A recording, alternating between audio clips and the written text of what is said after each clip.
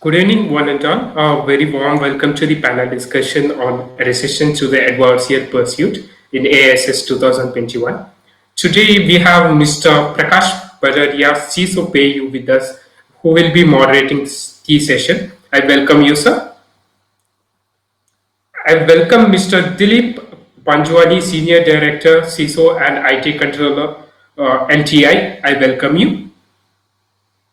I welcome Mr. Amit Dhawan, CISO and GPO Birlasoft. I welcome you. I welcome Mr. Rishi Rajpal, Vice President, Global Security, Concentrix. And I welcome Mr. Alain Sanchez, CISO and Senior Evangelist, Fortinet. Once again, a very warm welcome to the panelists and the participants. Over to the moderator. Thank you.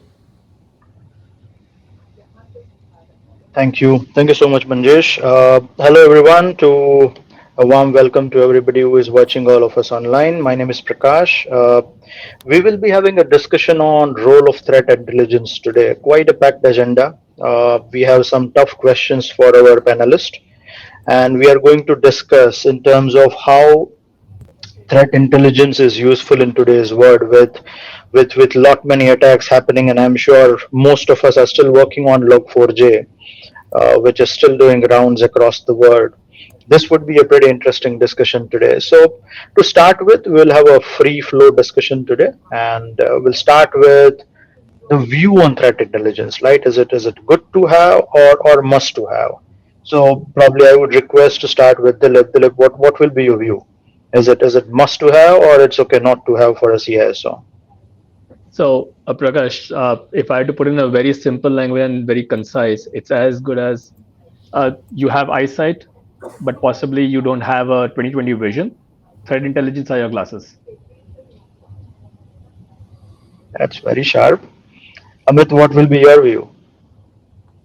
So I already wear glasses. So yes, I completely agree with Dilip. It's a mandatory thing to have.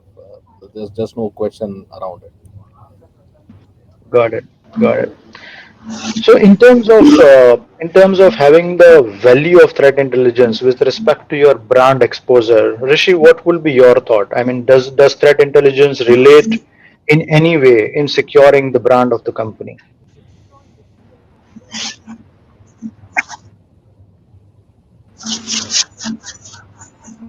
Rishi, we cannot hear you. Absolutely, Prakash. So, and there are various services that you subscribed to, right? One is brand. Prakash, can you hear me now? Yes, we can. So, there are various services. So, brand monitoring is critical, Prakash. So, what is happening today is that you have a threat intel coming related to your brand, and then you are also monitoring your brand. Understood. So, it is very Got it. important that you watch out for abuse of your brand on the surface as well as the dark web. Completely agree. Obviously, the surface web matters a lot when it comes to media, but checking the dark and the deep is very, very crucial. Very quickly moving to Alan, considering you handle the whole EMEA for the Fortinet, EMEA region for the Fortinet, what will be your views in terms of operational intelligence, right? I mean, would it be best practices for CISOs to follow? Would it be playbooks? How do you track these APTs, which happens day in and day out? I think it's very crucial to develop playbooks, as you said, about threat intelligence. It's a little bit like know your enemy. And this enemy, you can never completely know it due to the creativity and now the professionalization of the attacks. But there are a couple of things we do know. We know lots of the building blocks of the attacks because they operate a little bit like in a supermarket. You can buy online on the darknet pieces of an attack in every single step of the framework of an attack. And back to the playbook question, very good questions, because you have to envisage the next generations of attacks as very organized. There is a reconnaissance phase, there is a weaponization phase, and then it can stop for months. Um, and then from a trigger, you have to deliver the building blocks of the attack and to start the exploit, to take control, to escalate the credentials, to execute the attack, and sometimes to carry on maintaining it. So you see, this very sophisticated sequence in itself concerns the very different points of the attack surface. And we know the attack surface will continue to expand to the edge as we transition to more hybrid and distributed topologies. When we add more artificial intelligence and machine learning based technology in our own infrastructure, then the bad guys will use that as well. So it expands geographically, but it also expands vertically.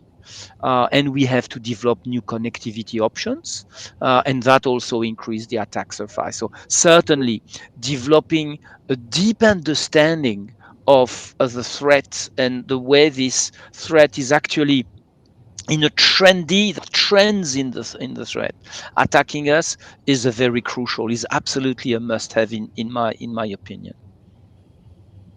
Completely agree. In fact, most of us would agree. Uh, on a dark web or a deep web, in fact, on a surface web, there are forums available which gives the ransomware kits or bought as a kit just as little as $50. Somebody just spends $50 and spins up the whole botnet, and the company is against it, right? So, rightly said, very rightly said. And when it comes to checking on the APTs, the latest and the greatest is really required. Moving on to preferences, what you may have, probably I'll request Amit to share his views.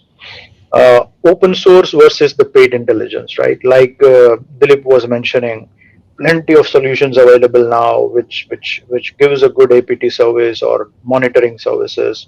Amit, what will be your view? Would you prefer an open source or a paid intelligence solution? Very simply a paid one. If the practice is mature, if I have, for people who are listening, if they are starting this, they should get into some open source, get aligned with few guys. You see the benefits that you are accruing out of it. uh, you know it is like, quoting the same example as what Dilip mentioned earlier about glasses. You are getting, how somebody else got, things got stolen from somebody else, or somebody uh, got mugged. So you know those adversarial tactics, and you understand how those things are working. How did the thief enter somebody else's house? You get those things in a ready playbook, cookbook kind of stuff. And then when you integrate it with your systems, uh, it obviously makes the life of your team much easier, making the whole process very efficient. And why paid? Because, not that the open source are not good, but is it verifiable? It's a very old saying that, the thing is valuable if you're paying for it, and then you expect better value of service or better level of service. So obviously, the paid ones are better. You get more uh, value, dependability, verifiable information than almost all the open source ones. So my suggestion: start with an open source thing, get a handle, integrate with all the systems, but then go in for a paid solution. Got it. Before I jump into a more technical part with Dilip, Rishi, what will be your view in terms of open source or paid? Both. Prakash, can you hear me all right? Yes. So what we really need is a threat, I mean, analysis platform which can aggregate threat intel from multiple sources and give us as output as unique indicators of compromise. There is too much threat intel available, Log4j, I don't know, every one of us would have received 1,000 emails. Now, how do you trust that information, right? Even that can be abused by adversaries. You need to have a trusted platform where you can feed in that information and get the right information out. So we need both. Thanks, Prakash. Got it. Got it. So Dilip, when it comes to capabilities of a TI platform, what would you look at? Anything very specific which is a must to have? So, uh, if I look at from capability perspective on a technical standpoint, Prakash, I think one definitely on how rich is the context and how frequently is it getting updated. Second aspect which I would look at is how easily can I integrate it with using the APIs in order to consume the data more swiftly and across all my platforms, and how much in depth is the research of the threat intel partner in order to be able to give me contextual information regarding my keywords or my organization or my industry. Correct. That is very, very rightly said. Probably Alan would, I mean, you would agree with that. I If Yes, absolutely. Sorry, just to complete there, uh, very rightly said, right? Is it even relevant to my industry? If somebody is a pharma company and getting an update on NASA may not help much, right? So probably the industry relevance is very much there. Alan, what will be your view when it comes to Yeah, the I think what Dilip solution? said about the granularity of the threat intelligence is absolutely very important, because there is not a typical normal activity, one size fits all for every sector, every company. I would even say every country. Um, it is something that it's about managing this delicate balance between the risk you are willing to take by allowing in some components of your incoming traffic that can be completely legitimate in one case and completely suspicious in another case. Let me give you an example: ransomware. First of all, we are going to see more sophisticated ransomware that are evolving towards wipers. It's not only about encrypting your data, but also to kill your data and make it unusable forever in some pieces, to raise the feeling of urgency in paying. However, in some cases, you detect ransomware because you have an algorithm that understands what an encryption mechanism is. And you will raise a red flag in a certain company because this never happens. But in another company, you can have native encryptions between applications that is perfectly legitimate. So if you, as a gatekeeper, completely close the traffic, you may put in the blue hundreds of your own employees, and then you start to damage your value proposition, your image, your own revenue. And in some other case, um, this encryption mechanism is absolutely illegitimate. So we use machine learning to understand what the normal baseline usage, exchange, information pattern, and overall information flow looks like for you, precisely like Dilip said. And then you have a gap between this baseline and what is actually at a certain point coming. And that gap you manage, that gap you detect, you analyze, and you trigger. This trilogy is very important, right? Because it's not just good enough to detect and to raise a flag.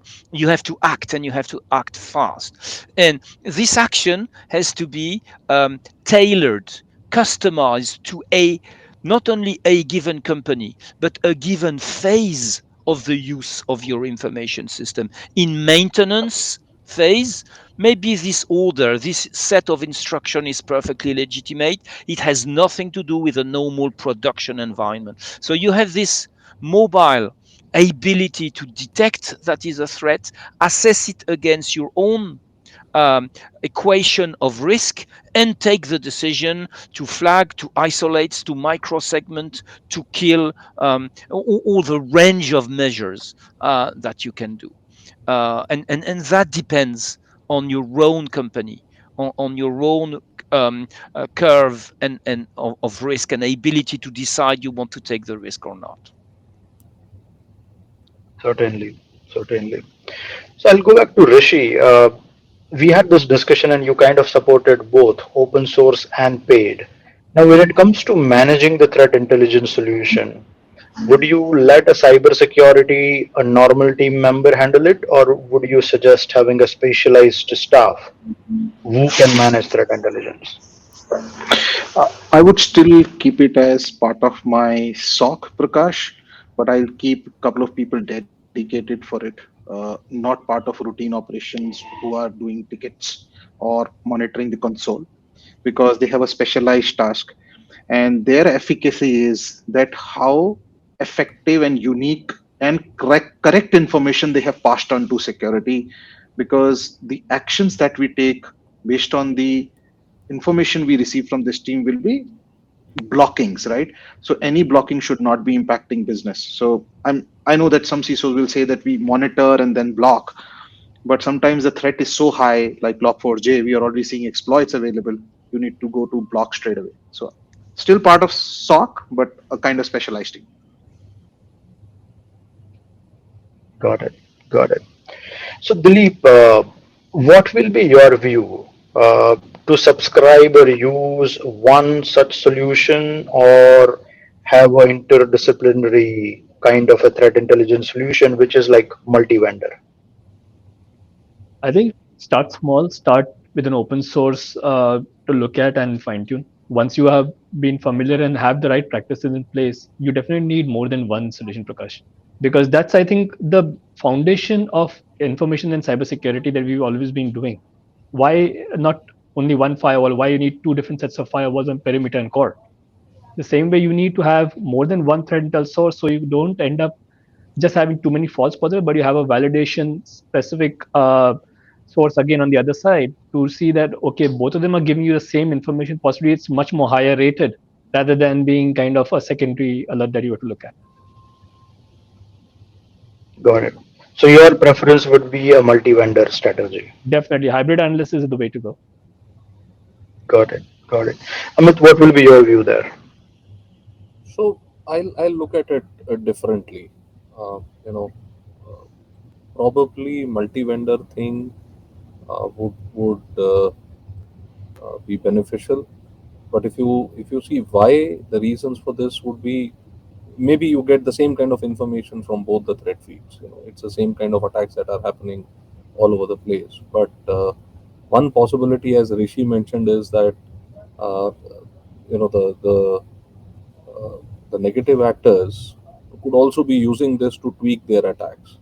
So something, if I have a diverse view into what is coming into me, again, I'll go back to what statement I made earlier on verifiability. Now, probably the way the two people look at the same thing could be different. The way their systems are working to create a cooked dish for me is different. In a very simple way, I would like to keep two restaurants open if I need to eat food outside every day. Not that the food would be too much different, but minor variation will always be helpful, and I'll have two sources to get it from. Backup, business continuity. One fails, at least I have the second one available. Interesting. Interesting. You have a probably wider dishes on the menu for sure. Okay. Alan, what is your view? Considering you are in a product company, would you select single vendor, multi vendor? Well, surprisingly, the reality is I can't think of one company that is completely one vendor, right?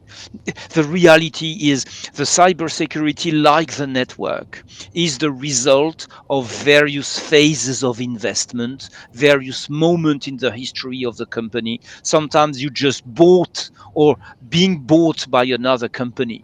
And then it never happens that people trash entirely the all the equipment, all the infrastructure, all the platform because it's coming from another company. So the reality is you're coming to a restaurant where you have different cooks anyway, right?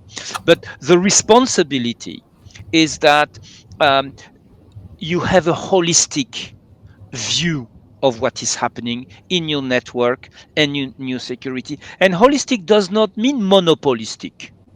Holistic means that you can have a pre-integration framework in which all the components that you have or will have will integrate in a gentle way. You know, the Gartner group just came out with this idea of cybersecurity mesh. If you've read recently about that, and it's basically what Fortinet has been saying for the 10 last years. What we call it the cybersecurity fabric, and we are absolutely conscious that there is a legacy network out there and there is a legacy cybersecurity series of platform out there. Now, you need visibility to be one.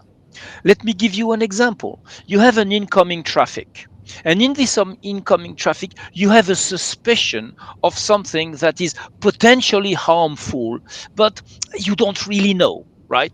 95% looking like something harmful can be a disaster if you completely kill that and if wasn't, and can be equally a disaster if you let it go and it was a ransomware. This is the kind of dilemma we have to deal with on a daily, if not a millisecond basis in today's network. So what you do is you will have your firewall that say, oh, potentially suspicious, and then let's send it to the sandbox.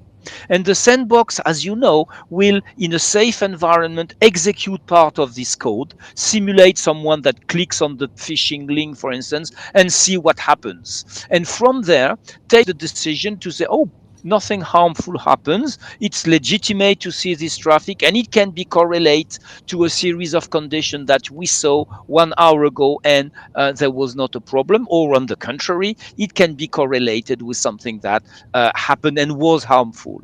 And in this case, you have to have the sandbox fully integrated with the firewall, fully integrated with the authentication system, fully integrated with the segmentation capabilities. Because if you have to manually do that, you kill your people to the task. You put a level of stress correlating logs from different platforms. So it has to be holistic in the view, in the detection, in the visibility, because you cannot protect your something if you don't see it. But at the same time, it has to be worked together, and that is the essence of the Gartner mesh slash cybersecurity fabric. We may have witnessed the end of the cherry picking on completely unintegrated solutions that we saw in the early 2000s, to move to platforms that are integrated, automated, because the series of correlation I just mentioned are happening too fast today to be handled by a human brain. Even if you have a superstar as a cybersecurity analyst, she or he cannot do that manually currently. And then it has to be broad in addition to be integrated and automated, because it has to see a broad environment that includes your vendors, your employees, the freelance people that are working from you, the new devices that has been integrated, all the benefits of OT, but also all the threat of OT. All this has to be holistically considered and managed in the cybersecurity platforms of tomorrow. Got it. Got it. So, to all the viewers who are watching us online now, if you have any questions, please type in into the Q&A section, which is on your right side. We will soon move to Q&A session. We are just moving to the last section of our discussion. Let me start with Rishi here. Rishi, what will be your view? I mean, considering we are in the COVID world, this is probably the second year. Is there any new threat which you have spatially seen after COVID entered our life, right? The remote working and with so many things changing, where 100% remote working was never a possibility. Everything has changed drastically in last 1.5 year. So Rishi, have you seen anything specific? What you would like to share with us? Yeah, so Prakash, the adversaries will exploit any situation, whether it's COVID or anything else. The only thing is the tolerance for us that has gone down, and considering the assets are not in bricks and mortars, and employees are home, so are the assets. They can be more vulnerable. So I think we've seen adversaries targeting us for various current or present circumstances. We've seen COVID related threats going out of the roof last year. But I think what we need to work on is our tolerance that has tremendously gone down. And I'm sure this is true for everyone. Um and somehow our trust on the devices has gone down, right? Which means that if we see any traffic originating from home or from a VPN perspective or from anything, I think our immediate action is to contain the situation and do analysis later versus when we were in bricks and mortars, we had our own sweet time to investigate the situation. So I think more on tolerance rather than threat landscape that is ever evolving anyways. Got it. Got it. Amit, what will be your view there? Anything I'll go specific what you've seen? uh, something on a lighter note with your question. I think we are tired of the new kind of threats coming in, so we don't want to look for new methods. But but uh, as we have evolved over the last 2 years, the changes in technology and the change in the way we are operating, uh, I think we saw a lot of attacks which were primarily based on the older methods of working and the older levels of technology and the uh, integration of the security tools across the organization. Uh, there is probably a lull, something like the one that we've seen recently. But other than that, there is something of a lull. Probably it is going to explode a little more as we move along. The distributed way of working has definitely opened a lot of doors to people. Uh, the technology, the security tools have seeped into those systems. We have learned how to manage what we always thought was a threat. But I feel there is a lot to come in the next, uh, if not weeks, months, because now everybody is used to the way the whole world is working, and this leveraging or exploiting the normal has been the way of the malicious folks. So there are more things to come as we move along. So probably a key takeaway, Amit, you rightly highlighted, more people working from home target the endpoints via corporate network. See, I just to add something, there was a article somewhere that some of the ransomware as a service people are enticing people to just click on an email for them, and they're ready to pay money to them. Now, how do Yep. you break these kind of things? These are nightmare for an organization. You can build culture, you can, have technology tools implemented. The insider threat we keep talking about, but the lure of money is phenomenal. The article said, take 1 million, or I think 5% of the ransom that we get. Okay, so this is crazy stuff that we are looking at, and thieves are always ahead, and they will keep creating different opportunities. Very, very interesting point you highlighted, and very nice information. I have seen that too, right? As a security professionals, we keep doing awareness, we keep spreading the good part of security. But like you highlighted, right? If there are offers given to the end employee of a say financial company that you click the email and I pay X rupees or dollars to you, that is crazy, right? That's the whole different level what we are talking about. Completely agree with you. uh, on the same note, you highlighted this very well, called insider threat. So Dilip, what will be your view? Threat intelligence, mostly we look at external world, external hackers pointing it to companies and corporates, right? Do you see threat intelligence playing a role in insider threat while everybody works from home? Well, it does in a certain manner. It all depends on what kind of threat intelligence are you going to be looking at. The threat intelligence, what I believe some organizations end up looking at is it's always coming from the OEMs or from the service providers. But why not threat intelligence as part of the feeds coming from your own organization security incidents? That should be a first threat intelligence. What are the breaches Yeah. that you've already seen in the organization? Are they being transformed into use cases in order to look at user behavior analytics in those manners? So that is another aspect that people have to start looking at on, because we always use security incident reports as a means to enhance our security training and awareness programs, but we never use it to enhance our threat intelligence. So I think that's an area that I think we all have to work towards and make it more stronger in that space. And I totally agree with how Amit very rightly articulated about insider threats as well as the risk to the users. In fact, while on the topic of the current pandemic scenario, the risk becomes more and more concerning for all our CISOs from the perspective of, okay, people moved out, the attack surface increased, but now people are going to start coming back to office. They're going to get more vulnerable or more unpatched and possibly compromise assets back to office and connect to your trusted network. How well are you prepared to handle those assets now? Got it. Got it. Completely agree. And this is a very nice point which probably all of us could think about, right? We look at the external world coming and attacking us. What about internal employees? Like Dilip, you highlighted rightly. Uh, are we are we getting into a place where are we checking how many employees are downloading files internally at off-peak hours? Right, that's the threat intel to look at. Also, at probably one of the flag. Yeah, Alan, do you have any point to share? Yes, first of all, the moment we say inside and outside, just saying that, we are at risk because we tend to believe, we used to believe, that internal is safer than external. But look at this call. There is no internal and external. We are all connected on an application that resides on the cloud. All of us have devices around us, at least one.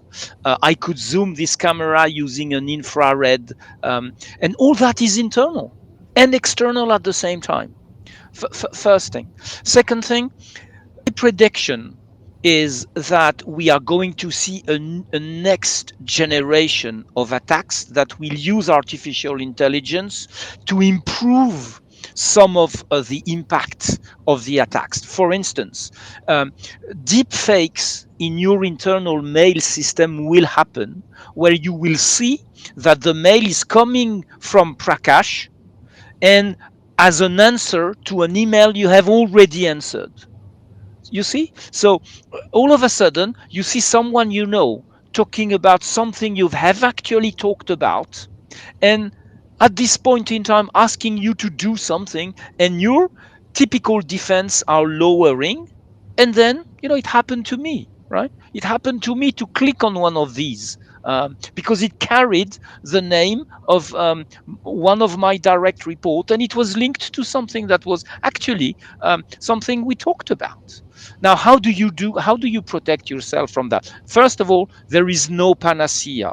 Everyone that comes to you and say, look, I have this black box and you're off the hook forever, that is suspicion in itself. The directions to understand that are, first of all, education. Anytime we raise the cyber culture, and not only Knox and SOX, but throughout the organization, then that includes your vendors, and that includes your freelancers, and that includes your customers and your partners in business. Anytime you raise that, we win because we make our connected world a safer place. We can give people a job for a lifetime. Let me remind you that there are 4.5 million jobs open and we don't find the people, not in Fortinet or all over the world, right? But we're still struggling to find specialists as well. And we have opened for free an education platform that is called Network Security Expert. We don't monetize that. And it contains a series of lessons to explain basic things, to enable people to see throughout the artificial intelligence propelled phishing attacks. How can you differentiate that attacks from a normal email? What are still the differences that you can find with a little bit of practice and to avoid disasters in clicking on this link? So, education, holistic approach, and human common sense always at the top. Because the same way the human is said to be the weakest link in the attack, but also the human is the strongest link. The human firewall is still a very efficient mechanism when properly trained, to avoid some of the consequences of these next generations of attacks. Got it. Got it. So, all the viewers currently viewing us, please start sharing your questions. We'll be taking that up. I don't see as of now any.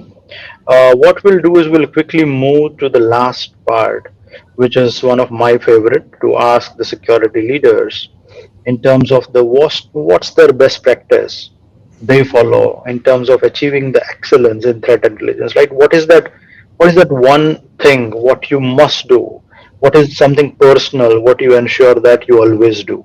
So Amit, probably if you could share, I'm going to ask this one for all, so please have your answers and share with us. This will be a good practice to learn by CISOs also, right? So Amit, we can start with you. What is that one thing what you always look at? I would say uh, have a little faith in what comes in. Uh, do not forget your instincts, and keep thinking that either something is going to go wrong, or there is something hidden somewhere which you do not know in your infrastructure that can get affected. So keep looking at a broader horizon. Do not fixate your ideas to anything uh, that comes first in your mind, and have faith in what is coming to you, and use it more efficiently, and keep improving that efficiency. So couple of points here. I don't know if I can correlate them again, but have faith in what is coming, make them more effective, the utilization of those more effective, and do not leave anything that you feel might not be relevant because it's not readily there in your system. There just could be something hidden which get impacted which you're not aware of. So these 3 4 points. Got it. Got it. Rishi, what will be your view? One best practice from your side. Yeah. Collaborate. Bad guys collaborate a lot. Good guys do Oh not. yes. So let's collaborate, share the threat intels. In this forum itself, we must be subscribed to expensive threat intels, but we don't share, right? Because we feel we paid for it, right? And obviously, there are licensing agreements also.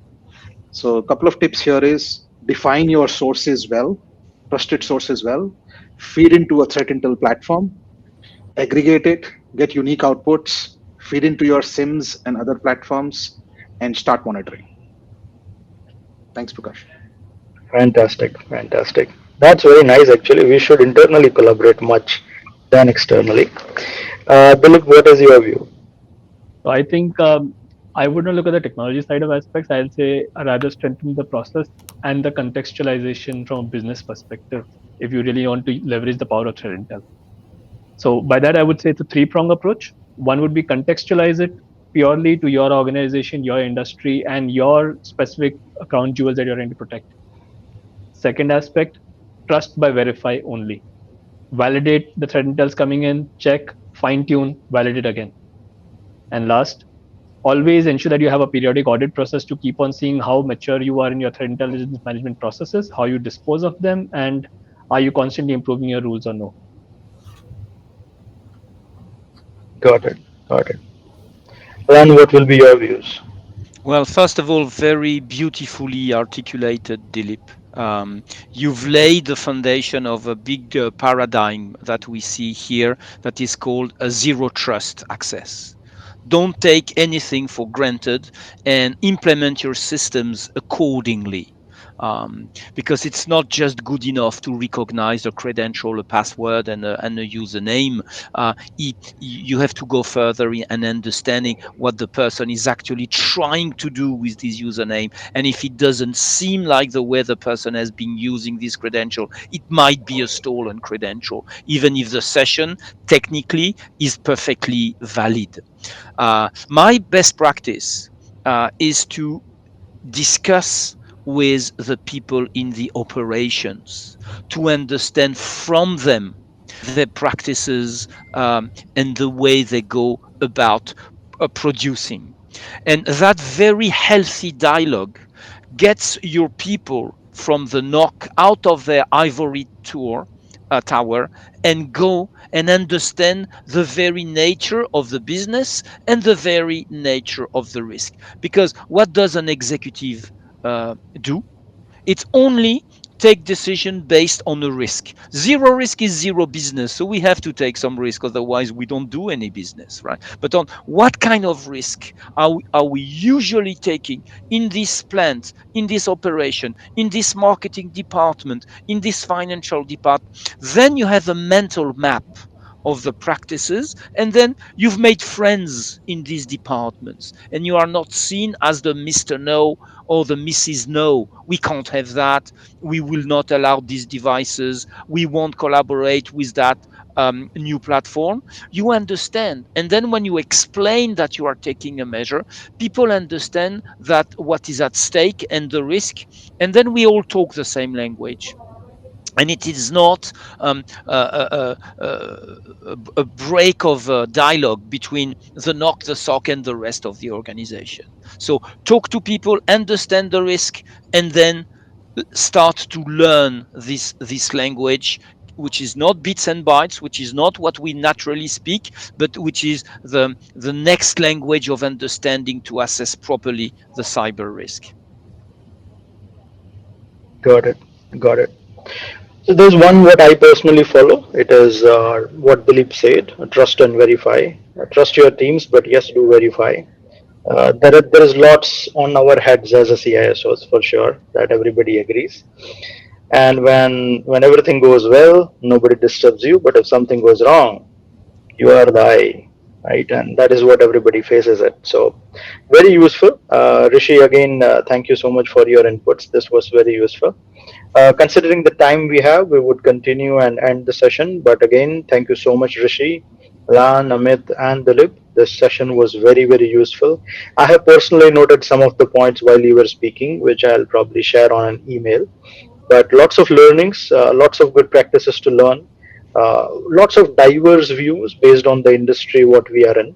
But this was very useful. Again, thank you so much, DSCI and NASCOM, for this opportunity.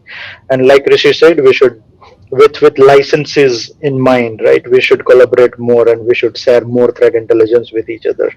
So with that, thank you so much, and be safe. Take care. Thank you again. Bye bye. Thank you, everybody. Thank you, Thank you, Prakash. DCI. Thank you, Thank you. everybody. Thanks, Prakash. Thank you, Appreciate everybody. it. Thank you. Thank you. Thank you, Take Prasad. care.